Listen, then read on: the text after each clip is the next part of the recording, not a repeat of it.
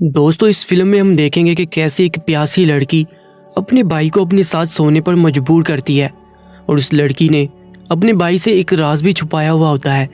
और ये राज क्या होता है हम इस वीडियो में देखेंगे।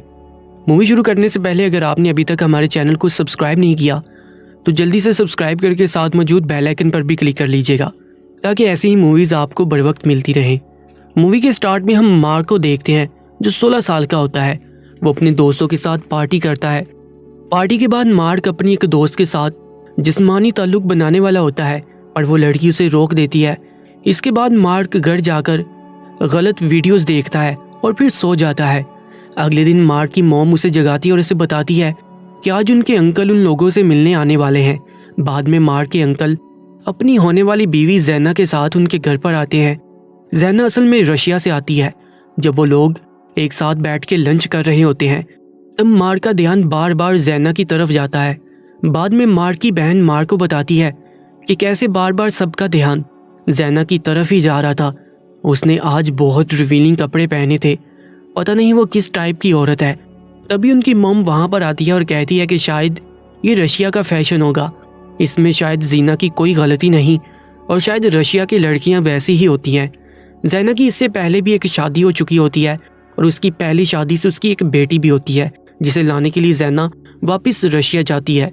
कुछ दिनों के बाद वो सब लोग जैना और उसकी बेटी को लेने के लिए एयरपोर्ट पर जाते हैं। वहां पर मार्क जैना की बेटी नताशा से मिलता है जो 14 साल की होती है। कुछ ही दिनों बाद मार्क के अंकल और जैना की शादी हो जाती है। तब मार्क बस नताशा को ही देखता रहता है। तब नताशा वहां पर बैठकर बोर हो जाती है। शादी के बाद सब लोग मार्क के घर में वापस जाते हैं। तब मार्क नताशा को अपना घर दिखाता है। मार्क नताशा को अपने रूम में लेकर जाता है। तब नताशा उससे पूछती है कि तुम अपने रूम में क्या क्या करते हो। मार्क कहता है कि मैं तो यहाँ पर बस टीवी देखता हूँ और पढ़ाई करता हूँ। तब नताशा उससे पूछती है कि क्या तुम अपने रूम में किसी लड़की के साथ कभी सोए नहीं हो। मार्क ये सुनकर चौंक जाता है और पूछता है कि तुम तो सिर्फ 14 साल की हो, तुम ये बातें कैसे कर सकती हो, क्या तुम्हें शर्म नहीं आती। तब नताशा कहती है कि मुझे कोई फर्क नहीं पड़ता क्योंकि मैं ऐसे काम बहुत बार कर चुकी हूँ, अगर तुम चाहो तो मैं तुम्हारे साथ भी कर सकती हूँ। मार्क उसे कहता है कि हम लोग अब कजन्स हैं, अब मेरे अंकल ने तुम्हारी मॉम से शादी कर ली है। तब नताशा कहती है कि मेरी मॉम बहुत ही घटिया औरत है, वो बहुत से आदमियों के साथ कर चुकी है और मैंने उसे बहुत से आदमियों के साथ करते हुए देखा भी है। इस पर मार्क कुछ नहीं कहता और नताशा बस उसे देखकर हंसने लगती है। कुछ दिनों बाद मार्क की मॉम उसे कहती है कि तुम्हें नताशा का ध्यान रखना होगा, वो इस मुल्क में पहली बार आई है और यहीं पर अपनी पूरी जिंदगी गुजारने वाली है। यहाँ पर उसका कोई दोस्त भी नहीं है, इसलिए तुम उसके साथ टाइम स्पेंड करो और वैसे भी वो तुम्हारी कज़न है। अगले दिन मार्क नताशा के घर जाता है जहाँ पर जैना उसे बैठने के लिए कहती है और उसके साथ बातें करती है और उसे बताती है कि नताशा बहुत अलग लड़की है, वो हमेशा अकेले रहती है, इसलिए अगर नताशा उससे गुस्सा हो जाए तो मार्क को बुरा नहीं मानना चाहिए।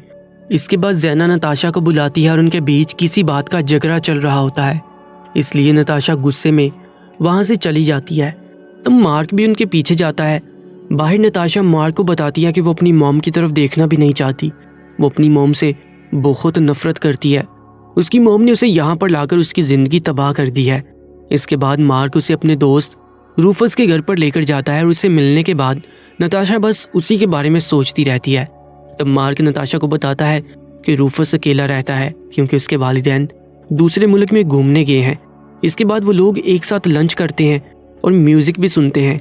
मार्क नताशा को उसके घर तक छोड़ देता है और नताशा उससे कहती है कि कल मैं तुम्हारे घर आऊँगी, फिर हम देखते हैं। कि अगले दिन नताशा मार्क से मिलने पहुंच जाती है। वो लोग कुछ देर बैठकर बातें करते हैं और मार्क उसे बताता है कि वो कौन सी बुक पढ़ रहा है। इसके बाद वो लोग साइकिलिंग करने बाहर जाते हैं। फिर हम देखते हैं कि मार्क अपने दोस्तों के साथ मिलकर मैरिजुआना बेचता है और इस बारे में नताशा को पता चल जाता है और वो उससे पूछती है कि क्या मैं भी थोड़ा सा मैरिजुआना स्मोक कर सकती हूँ। अगले दिन नताशा फिर से उसके घर पर जाती है। तब मार्क पहले खुद स्मोक करता है और फिर नताशा को भी अपने साथ स्मोक करवाता है। फिर नताशा मार्क की परमिशन को लेकर उसके लैपटॉप को चलाती है, पर तभी लैपटॉप में अचानक से गंदी वीडियोस शुरू हो जाती हैं जो मार्क बंद करना भूल गया था और ये देखकर नताशा को बड़ा मज़ा आता है। तभी नताशा लैपटॉप लेकर मार्क के पास आती है और उससे कहती है कि मैं तुम्हें कुछ दिखाना चाहती हूँ। फिर नताशा उसे अपनी खुद की और बताती है कि वो खुद भी ऐसी वीडियोस बनाती है। नताशा उससे पूछती है कि क्या तुम मेरे साथ वो सब करोगे जो तुम वीडियोस में देखते हो। और मार्क के जवाब देने से पहले ही नताशा अपने कपड़े उतार देती है और फिर नताशा उसके करीब जाती है और फिर वो लोग उसी कमरे में पूरी रात गुजारते हैं। नताशा मार्क को बताती है कि वो 12 साल की थी तब से वो ये काम कर रही है क्योंकि उसे इसके अच्छे पैसे मिल जाते हैं। नताशा उससे कहती है कि उसकी मॉम को भी इस बारे में पता चल गया था। उसकी मॉम ने उसे कुछ कहा तो नहीं, पर वो नताशा के कमाए हुए पैसों के पीछे पड़ गई थी, इसलिए नताशा को ये सब काम बंद करना पड़ा और तभी से उन लोगों के बीच कुछ भी सही नहीं चल रहा। इसके बाद मार्क और नताशा एक दूसरे के साथ और भी ज़्यादा टाइम स्पेंड करने लगते हैं, यहाँ तक कि वो दोनों एक दूसरे के साथ नहाते भी हैं और भी ज़्यादा एंजॉय करते हैं। और मार्क उसे पसंद भी करने लगता है। मार्क उसे अपने दोस्तों के साथ पार्टी करने लेकर जाता है और उसे पूरा शहर भी घुमाता है। कुछ टाइम के बाद मार्क के अंकल और जीना बाहर में घूमने जाते हैं, इसलिए नताशा मार्क के घर में ही रुकी होती है। रात में नताशा उसे गुड नाइट बेबी एक मैसेज सेंड करती है और कुछ देर के बाद उसी के रूम में चली आती है क्योंकि वो कहती है कि उसे नींद नहीं आ रही। नताशा और मार्क बाहर में घूमने जाते हैं। तब नताशा उसे कहती है कि मुझे तुम्हारे घर में रहना बहुत अच्छा लगता है। तब नताशा उसे कहती है कि मुझे तुम्हारे घर में रहना बहुत ही ज़्यादा अच्छा लगता है, काश कि मैं यहाँ पर अपनी पूरी ज़िंदगी गुजार सकती। मार्क उसे कहता है कि तुम जब चाहो यहाँ पर रहने आ सकती हो। नताशा उसे बताती है कि उसकी मॉम मार्क के अंकल को धोखा दे रही है और अभी भी उसका नताशा के वालिद के साथ अफेयर चल रहा है। नताशा कहती है कि मैंने तुम्हारे अंकल को सब कुछ बता दिया, पर फिर भी तुम्हारे अंकल ने मुझ पर भरोसा नहीं किया और मेरी मॉम की झूठी बातों में आकर मुझे झूठा समझने लगे। इसके बाद जीना और मार्क के अंकल वापस आ जाते हैं और नताशा को अपने साथ चलने का कहते हैं, पर नताशा उनके साथ नहीं जाती और कहती है कि मुझे यहीं पर रहना है, मुझे यहाँ अच्छा लगता है। तब ज़ैना उसे कहती है कि मुझे पता है कि तुम्हें ये जगह क्यों पसंद है और मुझे ये भी पता है कि तुम इस लड़के के साथ क्या क्या करती हो। ये सुनकर नताशा को बहुत गुस्सा आता है और वो जीना को मारने लगती है, पर मार्क के डैड उसे रोक देते हैं। फिर नताशा को जीना के साथ वापस जाना ही पड़ता है। अगले दिन मार्क उससे मिलने जाता है। तब ज़ैना उसे कहती है कि इसमें तुम्हारी कोई गलती नहीं है, ये सब नताशा की गलती है। वो तो जवान आदमियों के साथ भी सोती है और तुम तो बस अभी छोटे बच्चे हो। ज़ैना मार्क को कहती है कि तुम यहाँ से चले जाओ और उसे नताशा से मिलने भी नहीं देती और दरवाज़ा बंद कर देती है। कुछ देर बाद नताशा मार्क के घर में रात गए अपना पूरा सामान लेकर पहुँच जाती है और उसे कहती है कि वो फ्लोरिडा के लिए निकलने वाली है और क्या मार्क भी उसके साथ चलना चाहेगा। नताशा कहती है कि ज़ैना और मार्क के अंकल के बीच की शादी टूट चुकी है। मेरी मॉम ने तुम्हारे अंकल को छोड़ दिया है और ये सब मेरी वजह से हुआ है क्योंकि मैं जानबूझकर तुम्हारे अंकल के साथ सोई थी ताकि उन दोनों के बीच झगड़ा हो जाए और वो एक दूसरे से अलग हो जाएं, क्योंकि मैं अपनी मॉम के हाथों तुम्हारे अंकल की ज़िंदगी बर्बाद होती नहीं देखना चाहती थी। उसकी बातें पूरी होने के बाद मार्क उसे अपने घर में लेकर जाता है और उसे रात भर वहाँ पर रुकने देता है। सुबह होते ही मार्क उसे अपने बचाए हुए कुछ पैसे देता है ताकि वो अच्छे से जा सके। फिर नताशा सुबह सुबह ही अपना सामान लेकर वहाँ से चली जाती है। मार्क की फैमिली के लोग परेशान हो रहे होते हैं कि कैसे उसके अंकल ने अचानक से अपनी शादी तोड़ दी, क्योंकि उन लोगों को सच बात का कुछ पता ही नहीं होता और मार्क भी उन्हें कुछ नहीं बताता।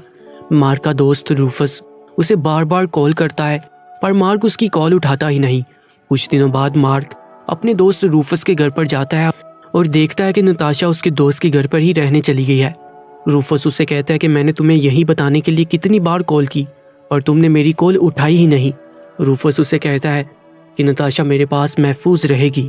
तभी नताशा वहाँ पर आती है और मार्क को गुस्से से देखती है।